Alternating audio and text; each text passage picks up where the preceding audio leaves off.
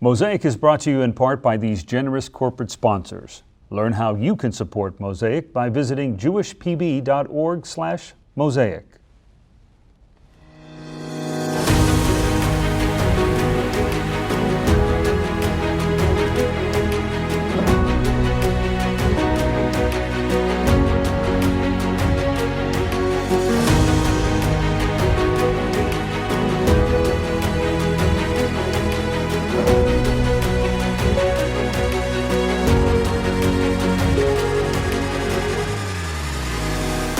Welcome to Mosaic. I'm your host, Susan Schulman-Pertnoy. Mosaic is Jewish Federation of Palm Beach County's weekly news magazine, exploring the most critical issues facing Jews here and around the world. And in this season, we'll be exploring those issues via Zoom as all of us cope with the effects of the pandemic. Amid a global pandemic and political strife, the connection between American Jews and Israel has rarely been as complex. We'll explore the strength of that connection with one of the preeminent experts on Israel, Dr. Daniel Gordis. We'll be right back.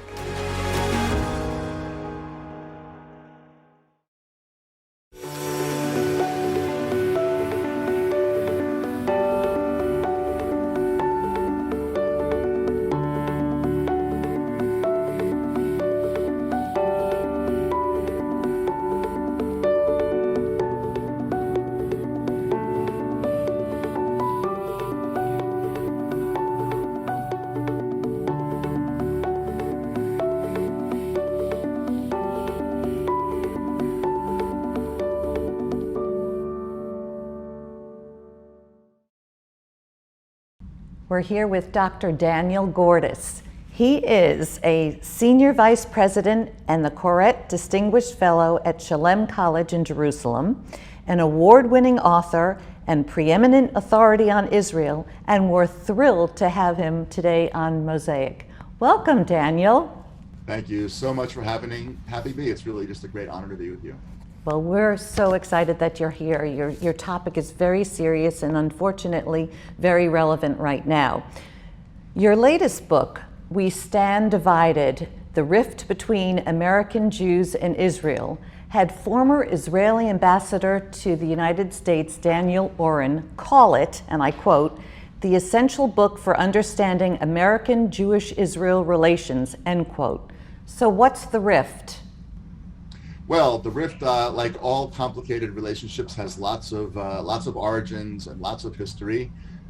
Part of the rift has to do with the fact that American Jews came to the United States, 100 years ago, 150 years ago, and really felt that they had found a new home, but always wanted to project to a larger America that they were really thoroughly Americans. And therefore, there was always a kind of a discomfort becoming part of a project of which they would be not citizens, but participants in yet another country. And there's always been a kind of a nervousness about that. Some people today call it a dual loyalty worry, but there was always a kind of a worry about that, to be sure.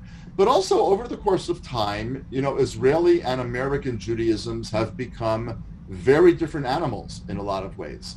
So for example, American Jews think about Judaism as a religion mostly. They understand that it's also a culture and they understand that it's a people. But for example, if you say to American Jews, finish this phrase, Jews and, well, they're going to say Christians.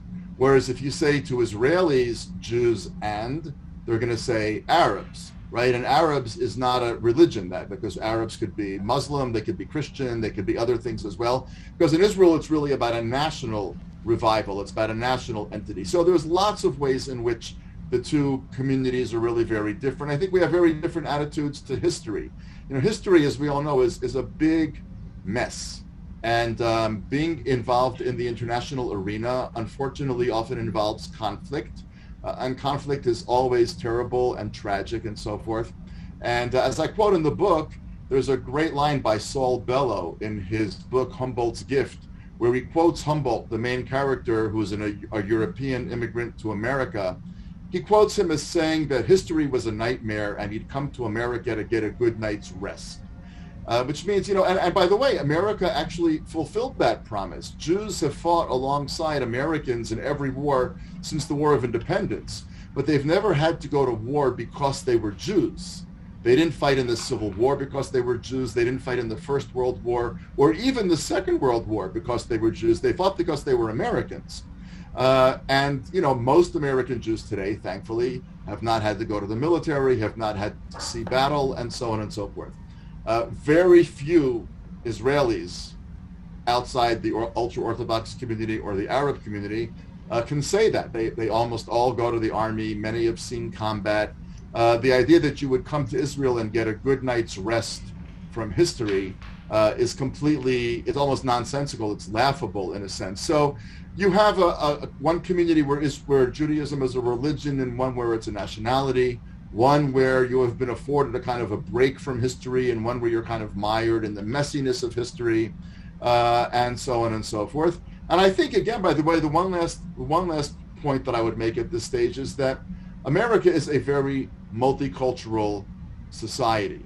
And the idea that America was made for any one group is not only ridiculous, it's actually profoundly offensive. In other words, especially in America today in 2021, if you were to say America was made for Christians or America was a country for white people, I mean, that's absurd and it's offensive. But we have no problem saying in Israel that it's a country for the Jewish people. To be sure, there are lots of citizens here who are not Jews, but we call it the Jewish state. Our obligation is to make sure that they have complete civic and political and every other right. But the world calls it the Jewish state, not just the Jews call it the Jewish state. So it's a very different animal. Israel is not a smaller version of the United States in a different part of the world. It's a very, very, very different experiment. And as long as American Jews think of Israel as a kind of a little America, why are they not more like us? Israel's bound to disappoint. And I think part of healing, like when you heal any relationship, if the two sides can try to explain what they're about, you can begin to move forward. You discuss Zionism and the difference between European Zionism when it comes to the formation of Israel versus the Zionism in America. Can you explain the difference? Sure. Well, European Zionists had a very, very clear idea in mind, which was they're going to build a country. Zionism wasn't born out of nowhere. Zionism was born out of the very prescient sense that many Jewish leaders in Europe had, that Jewish life in Europe was going to become untenable relatively quickly. Now, by the way, at the end of the 1800s or in the first couple of decades of the 1900s, they had no idea how horrible European Jewish life was going to get, and that Polish Jewry, which was the main Jewish community in Europe, would be wiped out. 3 million Jews, only 300,000 would survive, meaning 90% were going to be killed. I mean, they had no idea about that. Obviously, it would have sounded unthinkable, it would have sounded ludicrous. But they did know, or they did feel at least, that in the 1880s, 90s, 1910, 1920, they were pretty convinced, many of them, that there was not a great Jewish future in Europe. So when they talked about Zionism, they were talking about building an actual place where they were going to go. This was not a thought experiment. This was not a kind of a test of ideological fervor. This was a real project. And they did it. They were successful, and I'm speaking to you from the country that they created. Whereas in America, there was a tremendous sense of kind of enthusiasm about the idea of Jews not being subjected to anti-Semitism and of Jews not being subjected to the pressure to assimilate. But American Jews never saw this as a project that they were going to actually go join. It was a kind of, like us Israelis who favored one candidate in America or another. We had our hopes. We might have voted or not voted, but we certainly didn't go out and canvass because we were thousands of miles away. So I quote in the book, for example, Louis Brandeis, who says that Jews should be Zionists, even though, obviously, he says, neither they nor their children nor their grandchildren have any intention of ever going there. It was kind of more of a thought experiment. It was kind of a rooting for the European Zionists, where the European Zionists were saying, no, this is not about, we don't need your passion, we need your bodies. We actually need you to pick up and come here. But of course, that never happened. Some American Jews have come to Israel, but by and large, statistically, that's been a very, very small number. There have been Jewish communities like from Iraq and Iran and Yemen and North Africa, where the overwhelming majority have come. There's been Jewish communities like the former Soviet Union, where not quite a majority, but a very significant number have come. And France produces a pretty good stream of Aliyah and so forth.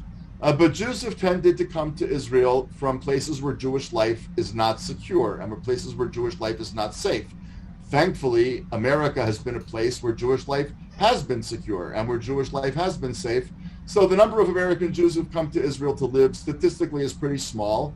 That makes perfectly good sense to Americans, but it always disappointed first the European Zionists and then the Israeli Zionists. And that has also been one of the complicating factors in that very complex relationship. That's right. And can you tell us some other examples of what the rifts are today, happening today?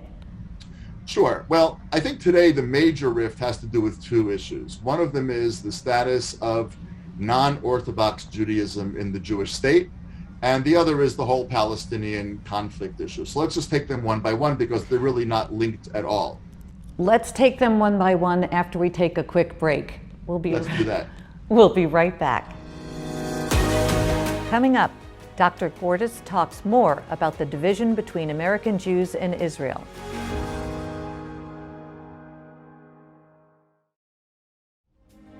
Join adults in the Palm Beaches who are finding meaning behind the texts at the root of Judaism. Federation's Commission for Jewish Education is connecting adult learners with the life-enhancing Melton School of Adult Jewish Learning that nurtures and deepens our Jewish community worldwide. Learn more at jewishpb.org/Melton.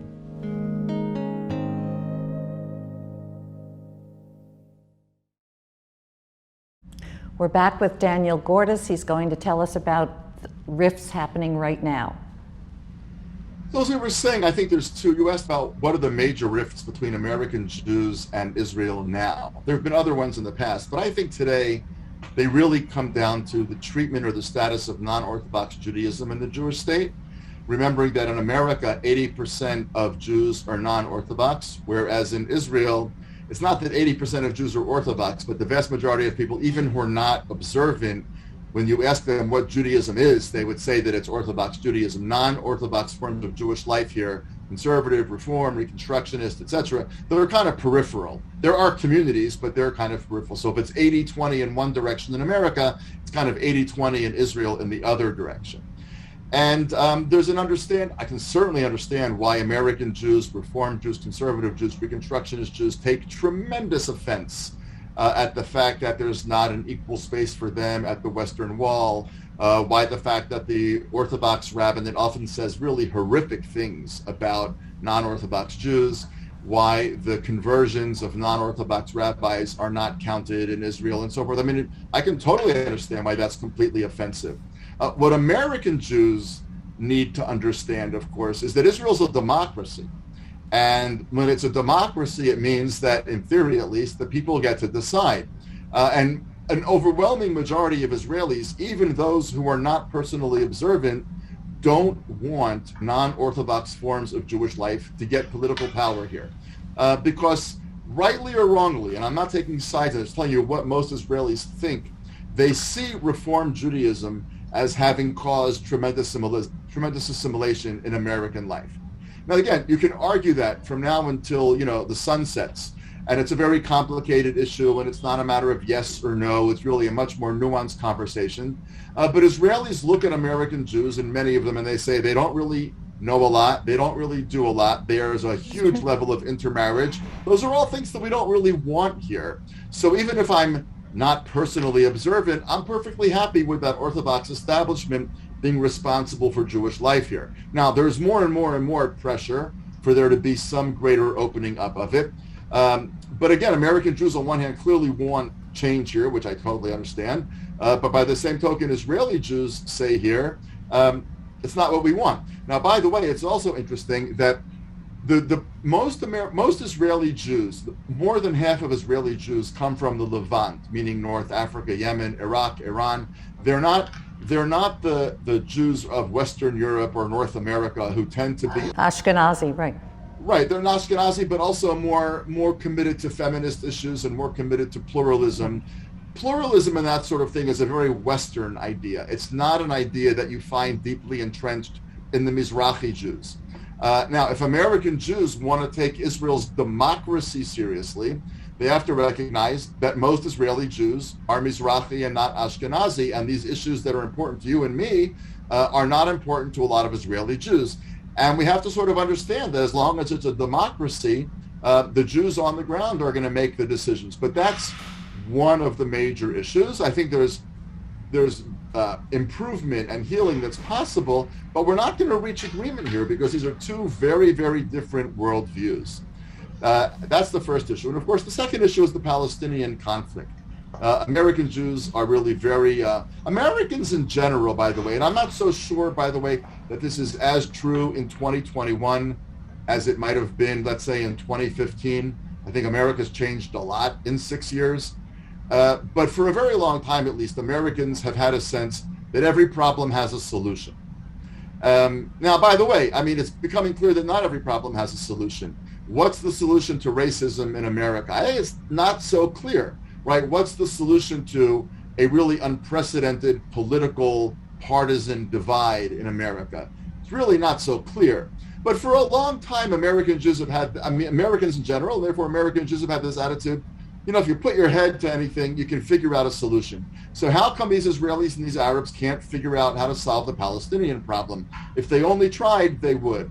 And then they look at the differential in power and they see, you know, an Israeli society that is thriving technologically, thriving economically, is a huge military power, and they see the Palestinians not having that. And they say, well, it's the responsibility of the people in power to be accommodating and to make a deal.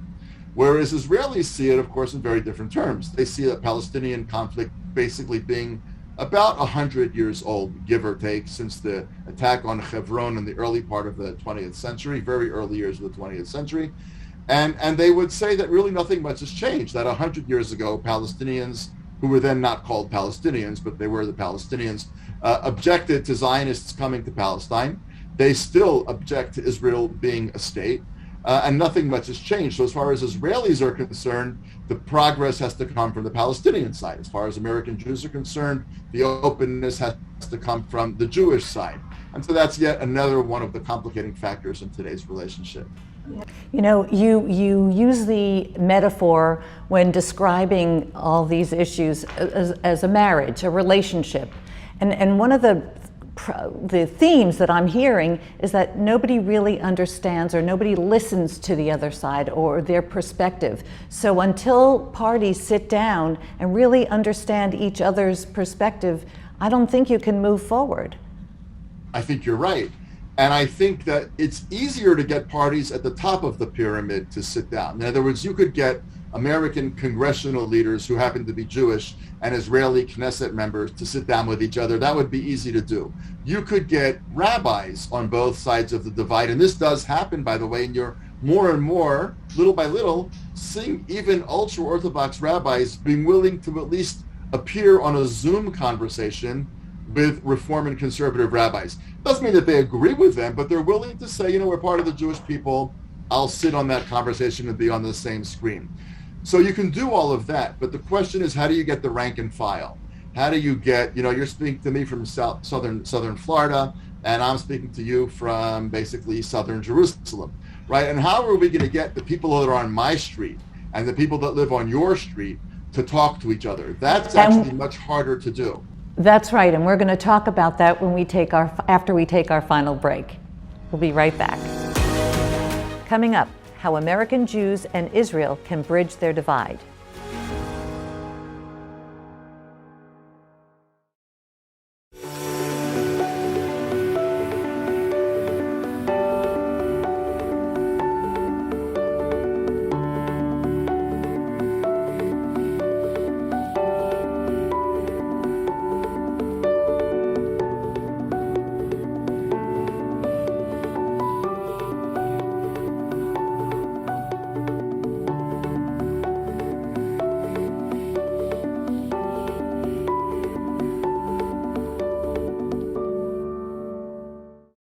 We're back with Dr. Daniel Gordis, talking about how the people on the street can learn to talk to each other and learn how to get along.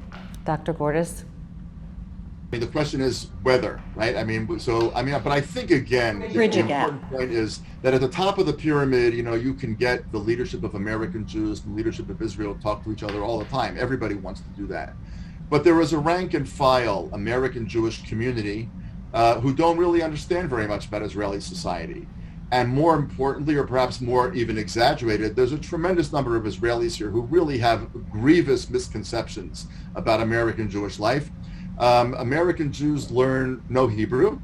Israeli Jews do learn English, but they learn nothing about the history of American Judaism and so forth. And since you pointed to the marriage metaphor before, we can come back to it and say that a lot of marriages don't do the hard work that needs to be done until there's a crisis. And when there's a crisis, then people sit down, maybe in therapy or in what other setting, and they really start to listen to each other much more actively. I think we're in crisis. I think that it's not on the front headlines of American Jewish newspapers these days, because America is consumed by the pandemic and by political issues. And it's not really on the front page of Israeli newspapers these days, because we're consumed by the upcoming elections and trying to figure out what the new American administration might or might not mean. And we also, of course, have a pandemic here that we're struggling very hard to try to get under control. But the fact that it's not on the headlines doesn't mean that it's not a crisis, because there's loud crises and there's quiet crises. And very often, bad marriages or failing marriages are quiet crises. Nobody's fighting, nobody's arguing, nobody's storming out of the house or slamming doors, but people are growing further and further apart to the point that they have really very little to talk about. And that's where I'm very worried that we're headed. And I think that both American Jews and Israeli Jews would be profoundly impoverished if we found ourselves in 2030 or 2040 with really just being totally separate Jewish communities that don't really have very much to do with each other. I think Israel would survive just fine. I think America would survive and American Jews would survive just fine. But we would be impoverished versions of ourselves, because part of what makes us grand is that Israel's the country not just of the citizens who live inside it, but it's in a way a country of Jews all over the world, even if they're not citizens. And American Jews would be impoverished, I think, because largely the only issue that gets American Jews exercised and excited, even angry sometimes, whether they're Reform, Conservative, Reconstructionist, Orthodox, or secular, is Israel. Name one other issue that they all get exercised about. Not really very much. So if you take Israel out of the American Jewish picture, I think you suck a lot of the energy out of the picture. And I think if you take American Jews out of Israelis' consciousness, you turn this into a nation state. The citizens of France make up France, citizens of Germany make up Germany, and the citizens of Israel make up Israel. Yes, but it was always meant to be the state of the Jewish people, and we should be bigger than that and grander than that. So even though it's what I would call a quiet crisis, it's one that I think we should start working on. And we need leadership on both sides that really understand how important this is. In one crazy way, by the way, the pandemic may actually help move this forward, which is that, a year ago, or a year and a half ago, I guess by now, if I was going to be coming to South Florida and we wanted to do an interview prior to doing that, and somebody had said, let's do it over computer, people would have said, no, that's not serious. It's not the same video quality. We'll wait for him to get to town and we'll run him into a studio a day or two before the event. That's how it always worked. People thought that what you and I are doing now was just not really serious. And what we're finding is that universities can run this way, that governments can take votes this way, that corporations can run this way, that law firms can run this way. You can see your doctor this way. You can see your therapist this way. In other words, I think what we're understanding is that although this is not as good as being in the same studio, it's good enough. And we may find that we don't have to bring thousands of American Jews to Israel or thousands of Israeli Jews to America to begin this conversation. We may find that technology will make it possible for the conversation to happen, even at the broadest scales, much more easily than we kind of used to imagine. And I hope that we can take advantage of that realization and begin to learn about each other much more than we have until now. I think that's the only way to go. I'm going to switch gears for a minute. I want to know your opinion on this. We have a tremendously large community here, and the fastest growing segment of our Jewish community is comprised of interfaith families. Tell us your opinion on that, or your view.